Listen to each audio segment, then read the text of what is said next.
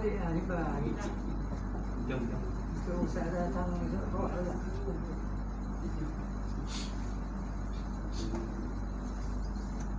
Juga nak telefon untuk bermain. Ya. Bermain lucu. Tiba-tiba.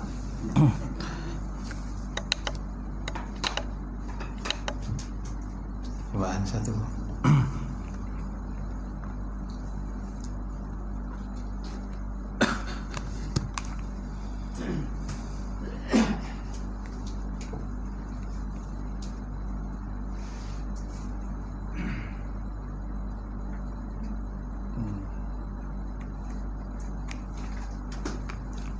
Baik, InsyaAllah malam ni kita sambung pengajian kita.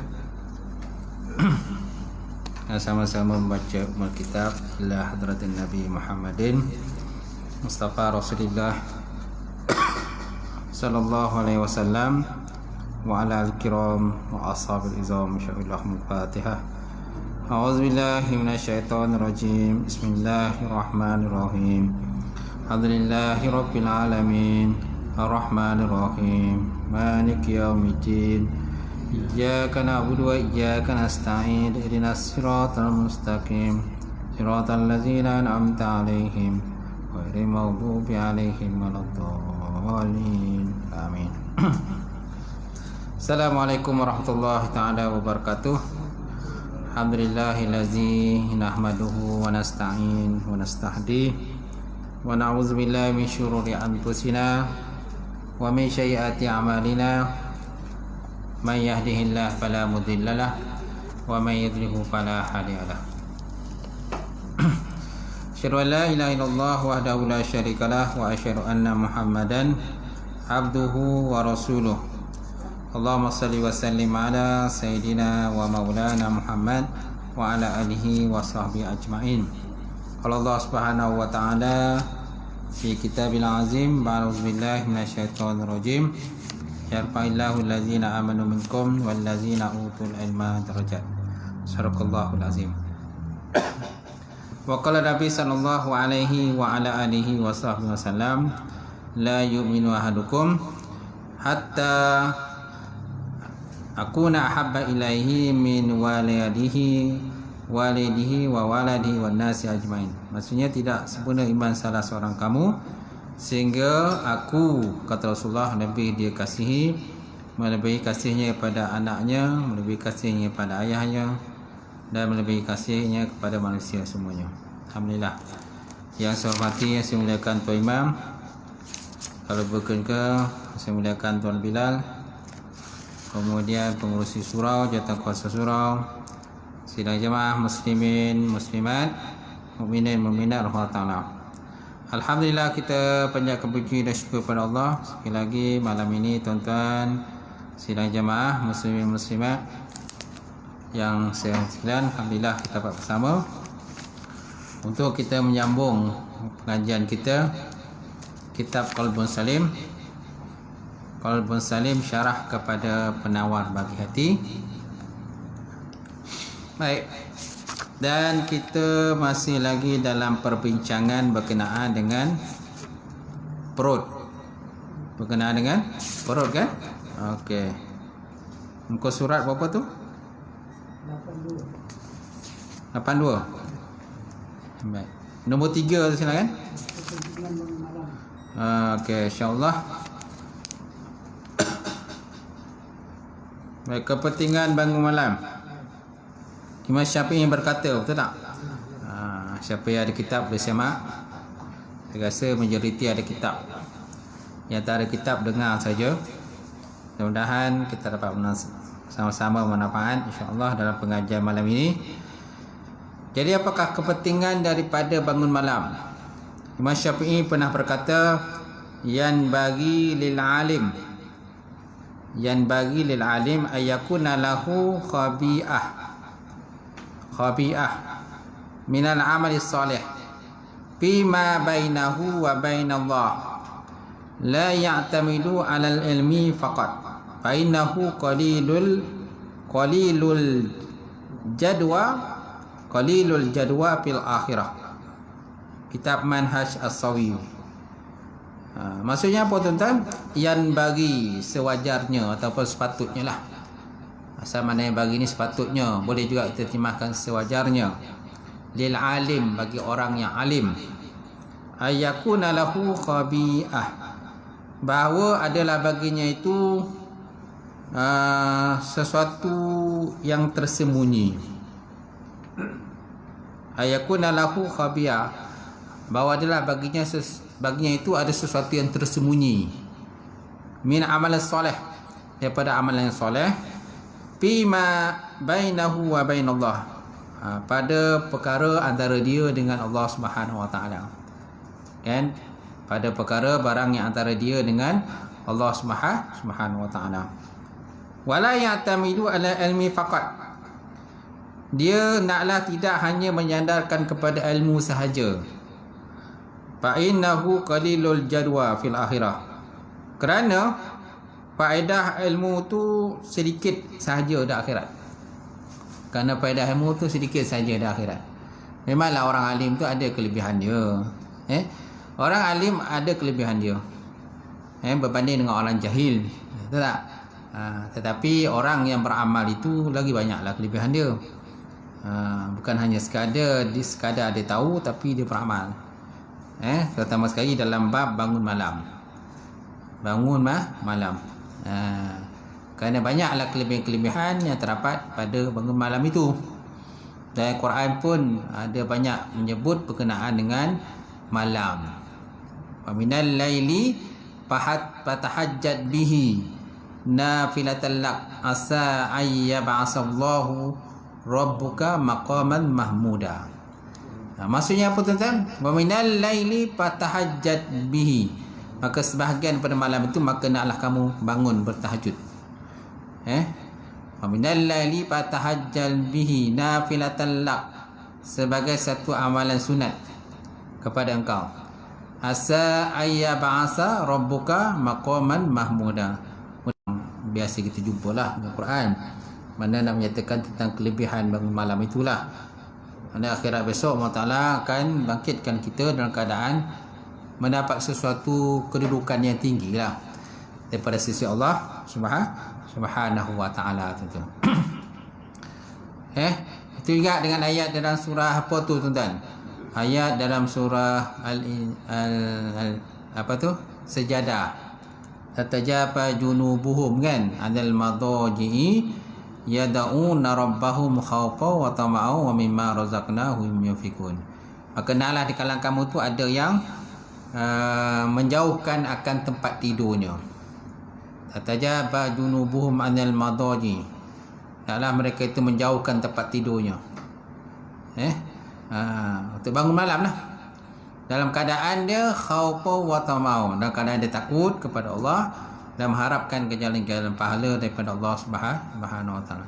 Wa mimma razaqnahum yunfikun, dan setengah daripada harta yang kami berikan padanya mereka infakkan kepada jalan Allah Subhanahu wa taala. Jadi Imam Syafi'i kata, kan, sewajarnya bagi orang alim itu naklah memilih sesuatu yang tersembunyi daripada amalan solehnya antara dia dengan Allah Subhanahu wa taala. Itulah bangun malam tu. Bangun malam ataupun ibadah-ibadah tertentulah yang dapat mendekatkan dirinya kepada Allah Subhanahu wa taala. Dia naklah tidak hanya menyandarkan kepada ilmu sahaja. Tak? Jangan hanya menyandar pada ilmu sahaja, kerana faedah ilmu tu sedikit. Faedah ilmu tu sedikit akhirat besok. Bukan tak ada faedah dia, banyak faedah ilmu ni. Tapi tak samalah dengan kelebihan orang yang beramal lah. Yang bangun malam, kan, meninggalkan tempat tidurnya, kan. Tidak dengan baginda Rasulullah sallallahu alaihi wasallam. Para nabi dan para rasul, mereka mewajibkan diri mereka bangun malam. Kita ni kadang susah sikit lah nak bangun. Bagi orang yang biasa, alhamdulillah lah gitu. Baik, seterusnya kita lihat dia punya belakang pula. Okey. Allah Ta'ala telah berfirman kepada Nabi Daud alaihissalam, Ya Daud, kadzaba manidda'a mahabbati fa iza jannahu lail nama anni. Ya Daud, wahai Nabi Daud, kadzaba man idda'a mahabbati, berdustalah orang-orang yang mendakwa dia cinta kepada aku. Fa iza, apabila tiba iza jannahu lail nama anni, tiba dia tidur, jika malam tiba dia tidur daripadaku. Fa iza jannahu lail, apabila gelap malam, jannahun mana gelap. Fa iza jannahu lail, apabila gelap malam, nama anni, tidur dia daripada aku, maksudnya tidak bangunlah ibadah kepada Ta'ala lah. Dia khusyuk tidur, sedap tidur kan, duduk laikon pula tu. Tidur pula laikon dengan tilam pok kan, tilam yang berapa inci tu, tilam ada spring tu lah yang sedap tu kan, dan blok pillow. Harga dia berapa tu satu tu? 1,000 lebih, ada 2,000 kan. Memang sedap lah tu. Itu memang tak bangun-bangun lah tu. Lagi telap, lagi sedap tempat tidur tu, lagi susah nak bangun. Itu sebabnya para Nabi dan para Rasul, tengoklah tempat tidur dia macam mana kan. Dengan beralaskan tikar je kan, beralaskan tikar. Lepas tu punya bantal dia pun bantal yang keras je. Tuan-tuan punya bantal macam mana? Bantal Leyna kan, banyak dia kan, produk Leyna sekarang kan, Leyna, Leyna lah. Beli bantal tu terus Leyna lah, susah lah nak bangun malam. Macam tu. Jadi sesekali tengok pula dia punya tilam tu kan, tilam koreh. Kalau kita niat jadi wali pun tak boleh sebenarnya, salah lah. Dalam adab kita beribadah kepada Allah, jangan kita mohon jadi wali. Kalau Allah Ta'ala dah lantik kita wali, terimalah jawatan sebagai wali. Jadi antara dia punya ibadah wali-wali Allah Ta'ala ni, dia sentiasa lazimkan kepada bangun malam. Jadi seluruh kebaikan terkumpul pada waktu malam, dan tidak diberikan kewalian kepada seorang wali kecuali pada waktu malam sajalah. Kelebihan tertentulah Allah Ta'ala kepada wali. Jangan kita minta jadi wali, takut nanti. Sebab wali pun, kalau sebut dalam kitab-kitab lain, wali bukan seorang yang maksum. Nampak? Wali bukan seorang yang maksum, mana dia pun tidak pernah sunyi daripada melakukan dosa dan kesalahan. Melainkan para nabi dan para rasul maksum, terpelihara daripada melakukan dosa dan juga maksiat. Baik. Habib Abdullah bin Umar Asy-Syatiri ketika melihat muridnya tertidur sehingga subuh, tak sempat berqiyamul lail, beliau akan menyuruhnya membasuh dua telinganya, kerana telah warid daripada Sayyidina Ibnu Mas'ud berkata, disebutkan di sisi Nabi bahawa seseorang yang tidur pada waktu malam sehingga fajar tanpa berqiyamul lail, lalu baginda bersabda, zaka rajulun bala syaitan fi uzunaihi. Zaka rajulun bala syaitan fi uzunaihi au qala fi uzunihi. Maksudnya apa tuan-tuan? Lelaki itu dikencing oleh syaitan kedua telinganya, atau dia menyatakan telinganya, muttafaqun alaih. Lelaki itu dikencing oleh syaitan kedua telinganya. Di sini kenapa sebut lelaki Ustaz, perempuan tak sebut pun? Kan? Kerana lelaki ni biasalah, lelaki ni dia punya cabaran lagi besar lah berbanding perempuan. Betul tak? Malah lelaki dia siang kerja penat letih. Kadang ada lelaki yang kerja berat buat rumah, tak? Repair rumah, angkat kayu, kerja-kerja berat, kontraktor kan. Semua benda. Perempuan dia kerja tak berat sangat. Perempuan ni lebih duduk dalam aircon je. Betul tak? Kita tengok yang kerja pejabat, banyak dia perempuan. Lelaki kerja-kerja banyak, kerja-kerja lapangan. Betul tak? Buat rumah, repair rumah, renovate rumah. Betul tak? Banyak semua kerja lelaki.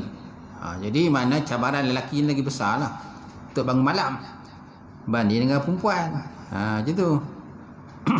Sebabnya banyak disebutkan berkenaan kelebihan lelaki. Macam tu. Sama lah juga dengan hadis Nabi tersebut tu. 7 golongan yang mendapat naungan Allah Ta'ala yang tiada naungan melainkan naungan Allah. Sabatun yuzilluhumullah fi zillihi la zilla illa zilluh. 7 golongan yang mendapat naungan Allah Ta'ala, tiada naungan melainkan naungan Allah.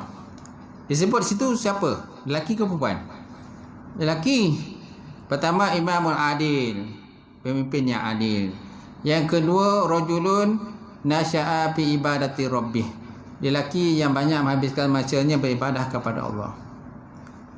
Yang kedua kan. Yang ketiga, rajulun qalbuhu mu'alliq bil masajid, lelaki yang hatinya sentiasa terpaut, tersangkut ke masjid atau rumah ibadah lah.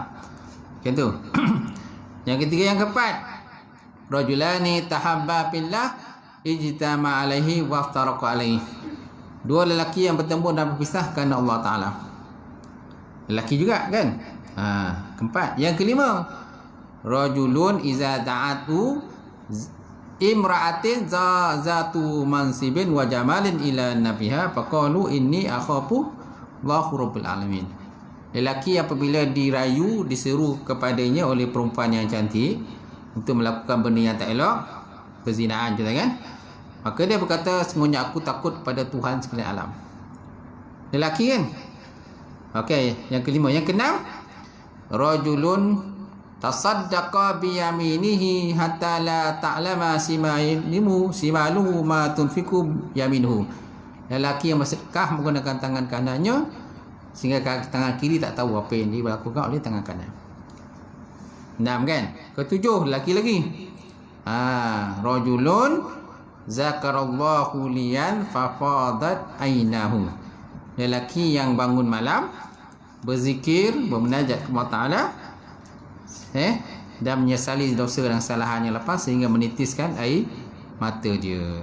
Nangislah mengisapi dosa kesalahan dia. Mana ada 7 golongan lelaki semua, habis perempuan tak sebut ke Ustaz? Mana perempuan Ustaz? Perempuan tetap ada kelebihan-kelebihan dia. Masing-masing ada kelebihan. Lelaki ada kelebihan, perempuan ada kelebihan. Perempuan ada kelebihan daripada sudut lain pula.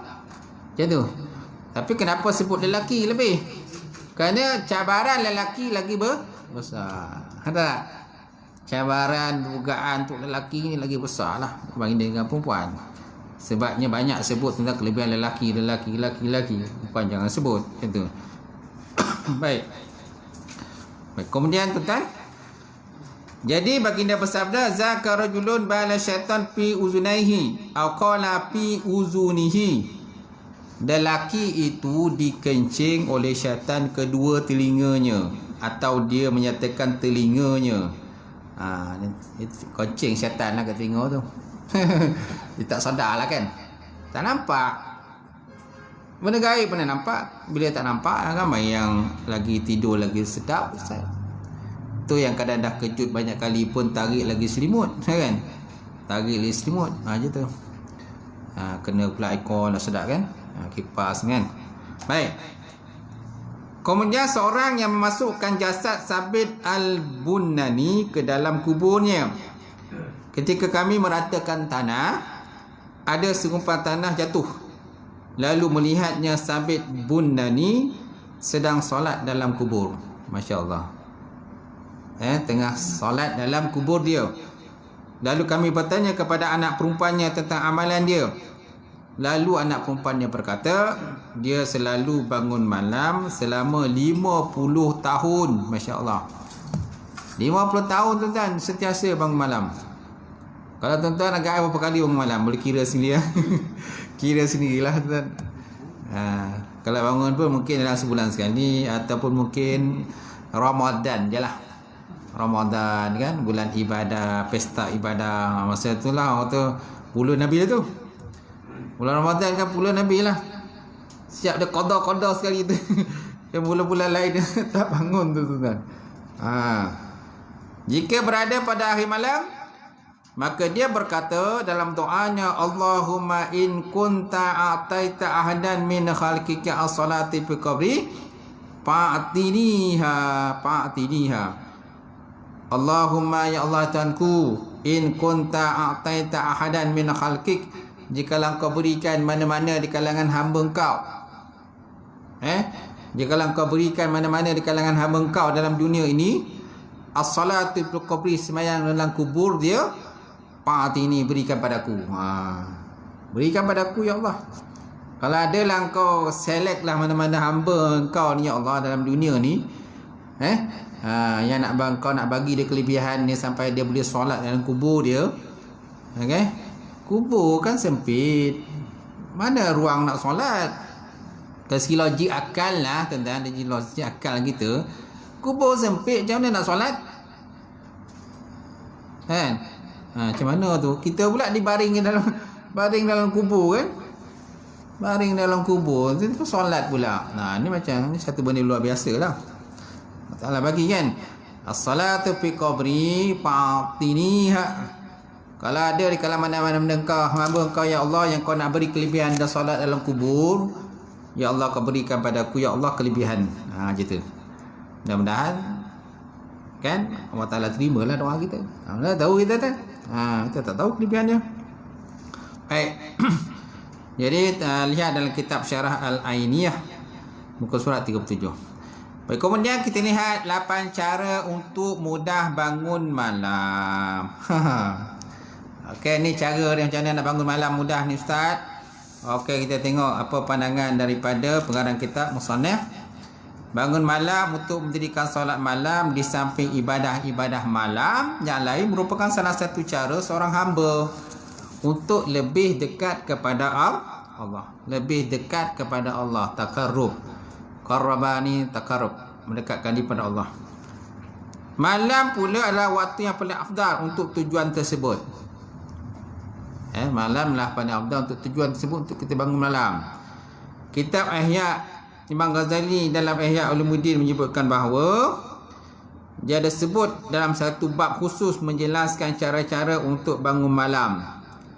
Menurut beliau ada 8 cara. 8 cara. 4 cara berkaitan dengan perkara zahir, 4 cara berkaitan dengan perkara batin. So mana perkara zahir? Pertama, 4 cara tadi. Pertama, jangan makan terlalu banyak. Kita makan satu hari berapa kali tuan-tuan? Pagi makan, kan? Pukul 10 makan, tengah hari makan, pukul 3 kan makan cokodok pula. Tahu tak? Malam kan makan nasi berani lah, apa benda nasi tu. Nasi tomato lah macam-macam kan. Rumah pula ajak pergi makan lah dekat mana-mana kan. Memang disuruh makan sebelum makan kan. Selagi tak kenyang jangan berhenti kan. Itu biasalah kita tu.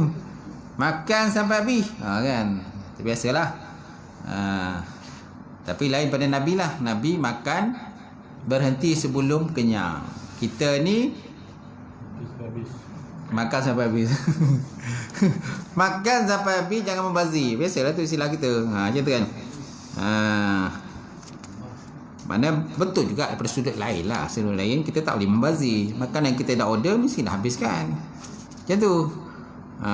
Tapi daripada sudut sufi tasawuf, jangan makan terlampau banyak, jangan order terlampau banyak.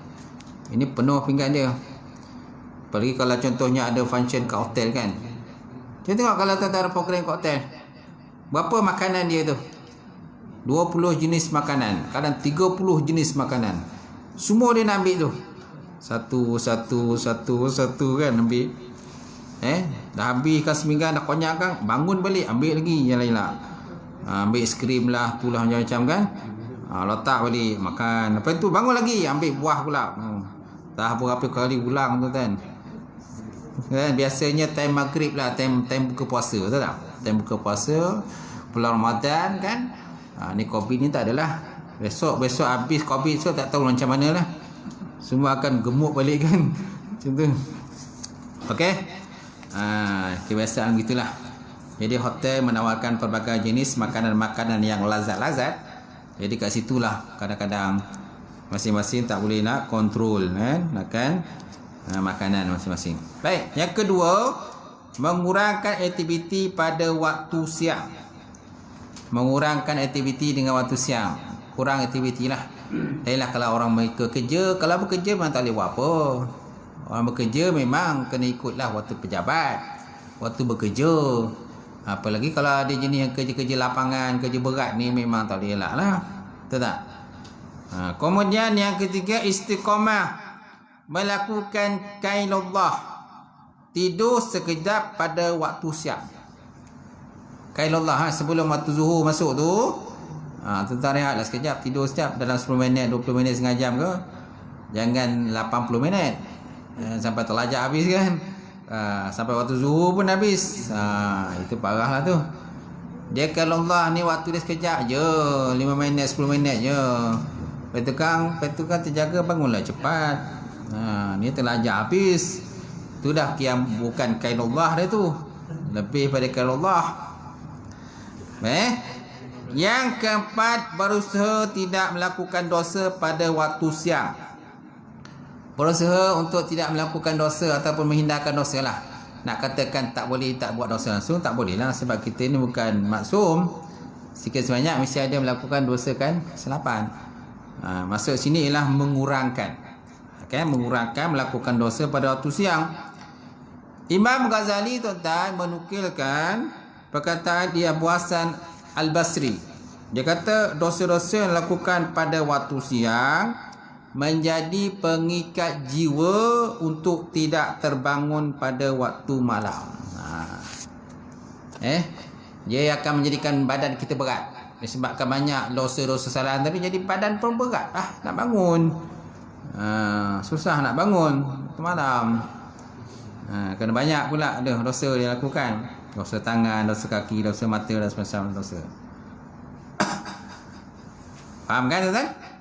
InsyaAllah. Kemudian 4 cara berkaitan dengan batin pula. Okey, 4 cara atau pengkafiat. Yang pertama, menjauhkan diri daripada hasad dengki.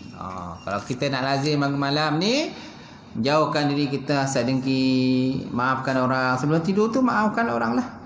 Walaupun kita ni bongi betul lah dengan orang tu, kan, berbulu betul kita dengan perangai dia, goram betul kita dengan dia kan.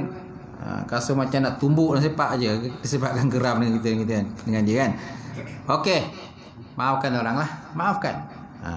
Kan, menjauhkan daripada hasad dengki, apa saja perbuatan yang tak baik dalam pandangan syarak, dan mengurangkan perasaan sangat suka pada harta benda dan dunia pun sama jugalah. Kurangkan cinta kita kepada bab dunia, harta kemewahan, rumah, pangkat, kedudukan kan. Tak tak? Harta dunia lah. Dalam dunia ni semua nakkan rumah yang besar. Cuba tanya seseorang kan, semua nak rumah besar kan. Dalam rumah besar tu masing-masing ada, semua ada. Komplit perabot dia dengan segala kelapan-kelapan. Peti sejuk, TV yang saiz besar tu, bukan saiz kecil. TV yang paling besar saiz berapa tuan-tuan? Dulu tak ada TV besar-besar. Kan, semua TV hitam putih lah.